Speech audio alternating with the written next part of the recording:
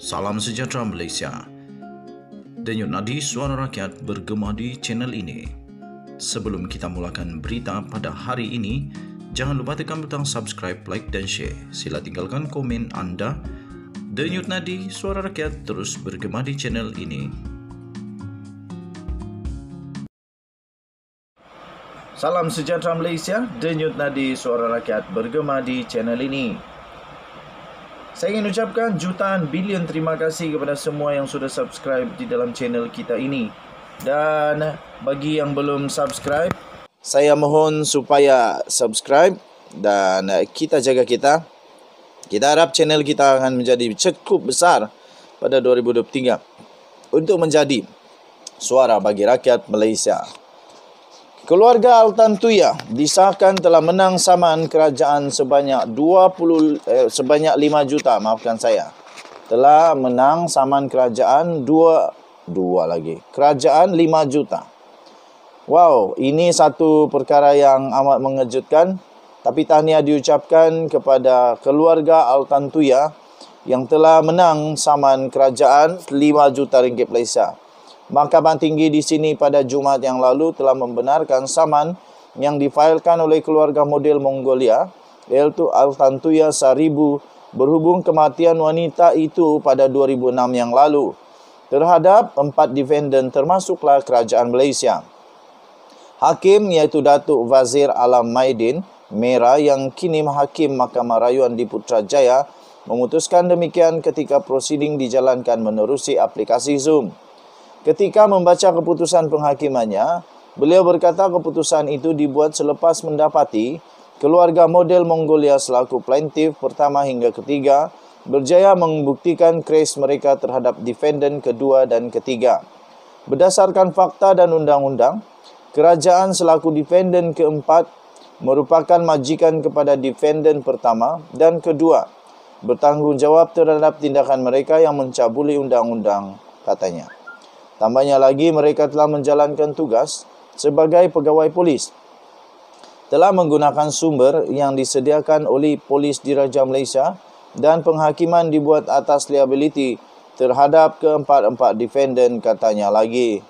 Menyentuh tentang ganti rugi yang dipohon oleh plaintiff iaitu sebanyak 100 juta ringgit Malaysia, beliau berkata jumlah itu adalah berlebihan dan tidak boleh ditakrifkan berdasarkan prinsip sahaja. Menurutnya, 5 juta adalah adil dan memadai untuk diberikan sebagai ganti rugi am, teruk dan teladan. Tambahnya, hakim turut memerintahkan defendant membayar kos sebanyak RM25,000 dibayar kepada setiap plaintiff. Bapa mendiang iaitu Dr. Saribu Sete, ibunya Altas Seteg Sanja, serta 2 anak lelaki Altantuya iaitu Maguru Sagai Baraya Jagal Jal dan Altan Sagai Mungkatugalga memfailkan tuntutan saman pada 4 Jun 2007 yang mendakwa kematian model itu menyebabkan mereka mengalami trauma mental dan psikologi, melayakkan mereka dibayar pempasan serta mendapat ganti rugi teladan dan teruk.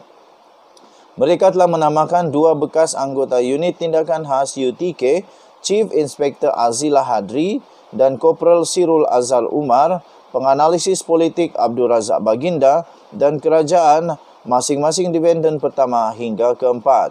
Bagaimanapun, nama Altan Sagai Muntalugala kemudian dikeluarkan daripada senarai plaintiff apabila dia meninggal dunia pada 2017.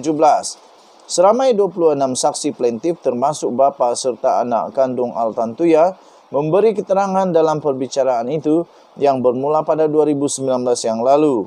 Manakala defendant iaitu kerajaan mengemukakan 3 saksi dan Abdul Razak Baginda memilih untuk tidak memberi keterangan bagi menjawab tuntutan saman itu.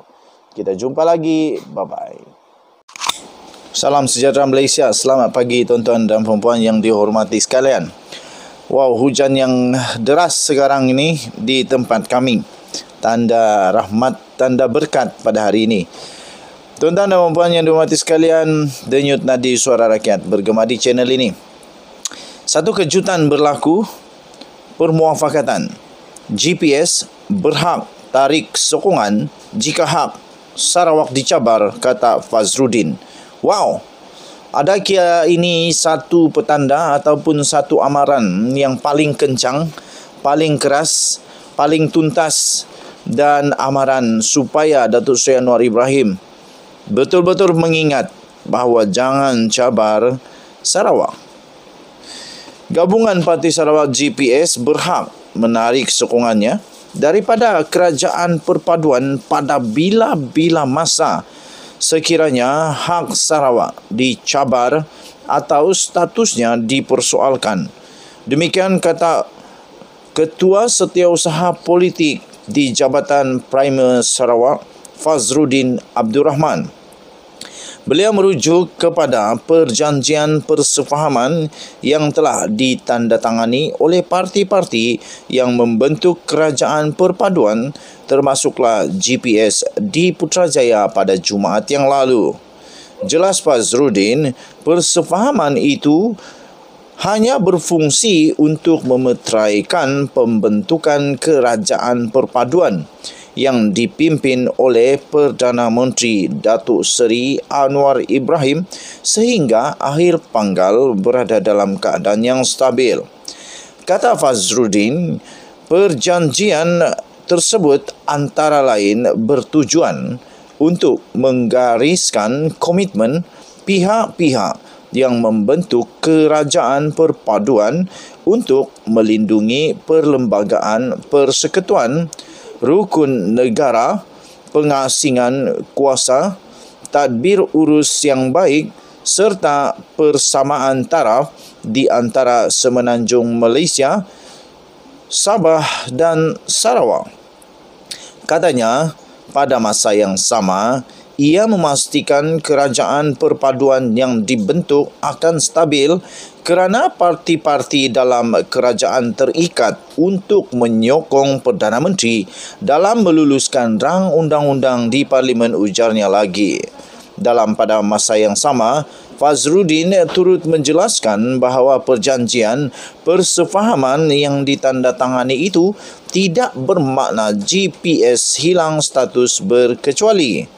Perjanjian persefahaman yang ditandatangani itu adalah bertujuan untuk memastikan kerajaan persekutuan yang stabil.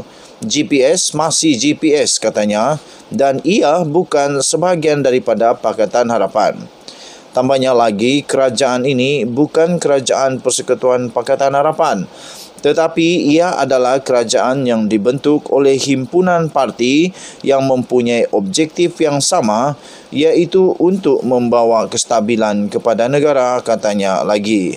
Tambahnya, jika ini berlaku, GPS tidak akan kehilangan ahli parlimennya kerana ahli parlimen GPS sebelum ini bertanding di bawah simbol GPS dan sekiranya ia meninggalkan kerajaan perpaduan, keputusan akan dibuat sebagai satu blok dan bukan oleh ahli parlimen individu dan ini tidak melanggar undang-undang anti lompat parti, ujarnya dalam satu kenyataan pada hari ini.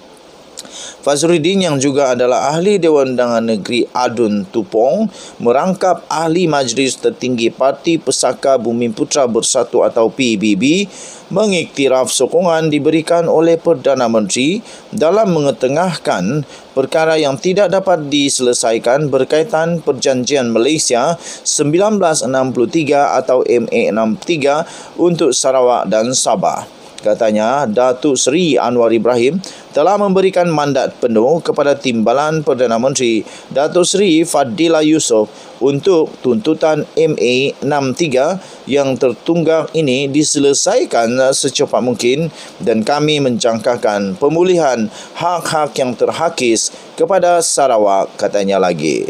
Denyut nadi suara rakyat bergema di channel ini. Kita jumpa lagi. Bye-bye.